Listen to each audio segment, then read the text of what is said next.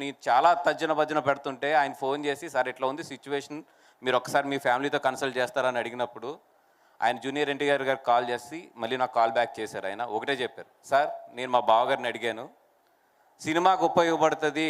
నీ ప్రొడ్యూసర్ అక్కడ 100% కరెక్ట్ అనుకుంటే నువ్వు వెళ్ళి చేసే దీని గురించి ఎక్కువ ఆలోచించొద్దు" అన్నాడంట ఆయన. నిజంగా హ్యాట్స్ ఆఫ్ టు హిమ్. అంటే ఒక విషయాన్ని ఒక సినిమా వరకే ఆలోచించడం అనేది నిజంగా అది చాలా మెచ్యూర్డ్గా ఇచ్చిన సజెషన్ అది. Thank you so much sir. And ఈరోజు నేను ఇందాక కార్లో వస్తున్నప్పుడు అరవింద్ గారు చిన్న స్పేస్ తీసుకుంటాను, నాకు తెలుసు. బోర్డు లేదులేండి. ఇందాక నేను కార్లో వస్తున్నప్పుడు ఒకటి ఆలోచించుకుంటూ వస్తున్నాను.